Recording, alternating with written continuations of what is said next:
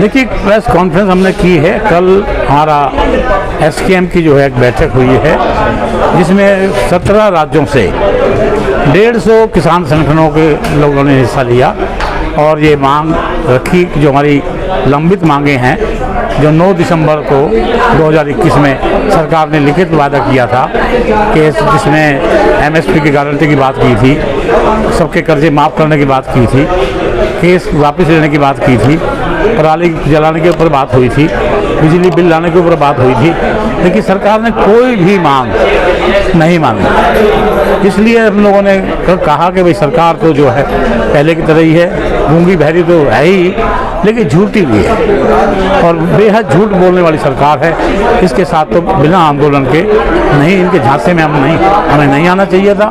हम इनके झांसे में आए और इन्होंने लिखित वादा किया, लिखित वादा करके फिर मुकर गए। तो इस तरह से आप लोगों ने बैठक करी, ये कहीं ना कहीं ये सरकार को संकेत दे रहे हैं कि बड़ा आंदोलन होने का हुआ है। नहीं, सरकार को मालूम है, सरकार को हमने आईना दिखा चुके हैं।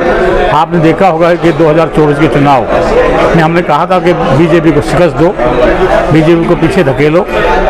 बीजेपी को हमने ये नहीं कहा था किसी को वोट किसको दें, लेकिन ये इनका नतीजा है कि 240 जो सीटें आई है वो भी इनकी बेईमानी से आई हैं, नहीं तो ये 40 सीट सिमट जाती है। और आगे भी हम जितने भी चुनाव होंगे राज्यों के, वहाँ इनको हम शिकस्त देने का काम करेंगे। लेकिन सर, जिस तरीके से आप लोगों ने पहले आंदोलन किया, उसके बाद दूसरा आंदोलन शंभू बॉर्डर पे हुआ, बॉर्डर सील कर दिए गए और अब कल कोर्ट से आदेश आया कि वो बॉर्डर वो खोल दिए जाए, तो इस तरीके की जो चीज़ें आप देख रहे हैं, अभी भी आप लोग फिर दोबारा से आंदोलन की तैयारी कर रहे हैं, क्या नतीजा निकलेगा इसका? नतीजा देखिए, आंदोलन जो है करना कोई आसान काम नहीं होता।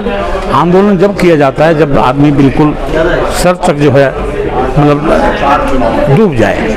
इन लोगों ने पूरे के पूरे जो है एक बड़ी आबादी को, यानी 70-80% लोग जो देश का जो है पेट भरते हैं, जो अन्नदाता कहलाते हैं, उनको इन्होंने गर्त में डाल दिया है, नीचे धकेल दिया है। लाखों किसान जो आत्महत्या कर रहे हैं, बताइए और किसी सेक्टर में कोई आत्महत्या हो रही है?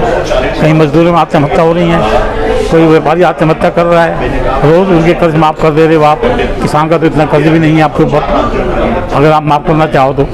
वो आप कोरोना पीरियड में ये किसान ही तो खड़ा रहा जो उसकी जीडीपी को जो है आगे बढ़ाने का काम किया, नहीं तो कहाँ देश की इकोनॉमी तो डाउन हो गई थी बिल्कुल। अगर किसान नहीं होता तो देश की क्या हालत होती, आप समझ सकते हैं इस बात को। तो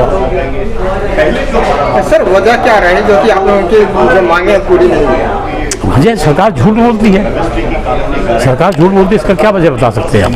नियत नहीं है इनकी, नियत हो तो सबका सारे काम हो सकते हैं। अभी किसी सज्जन ने कहा कि ये पेंशन के बारे में, पेंशन को बड़ी चीज़ नहीं है। हालांकि प्रधानमंत्री मोदी ने कहा था कि 100 दिन में सुनवाई होगी आप, लेकिन प्रधानमंत्री ने तो ये भी कहा था कि मैं 100 दिन पहली बार जब प्राइम मिनिस्टर बनूंगा तो ये सारे कानून लागू कर दूंगा। एमएसपी के, स्वामीनाथन के लागू हुए तो प्रधानमंत्री तो 1 मिनट में बदल जाते हैं। लेकिन सर, जिस तरीके से सरकार बनती है, तीसरी बार सरकार बनती है, उसके बाद ही ये आता है, न्यूज़ चलाई दी जाती है कि किसानों के खाते में पैसे आने शुरू हो गए हैं। देखिए, ये जो किसानों के हाथ में जो ये पैसा दे रहे हैं, ये कोई एकदम कोई ऐसा व्यवहारिक बात तो है नहीं। मतलब ये आप क्या दे रहे हैं हमको? 6,000 रुपये साल, 500 रुपये महीना, क्या इससे क्या होगा? आप देखिए किसानों को कितना क्या चाहिए।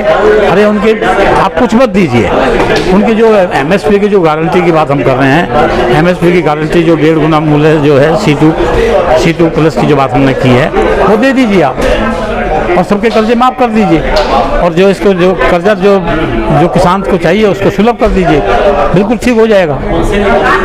जीएसटी की भी मांग कर रहे हैं आप लोग, जीएसटी माफ की जाए। हाँ, जीएसटी जो किसानों का जो महंगा हो रहा है, जैसे डीजल को उस पर जीएसटी, पेट्रोल पर जीएसटी, ट्रैक्टर पे जीएसटी, तो वो दोनों तरफ से मार हो रही है, दोनों तरफ से माफ है।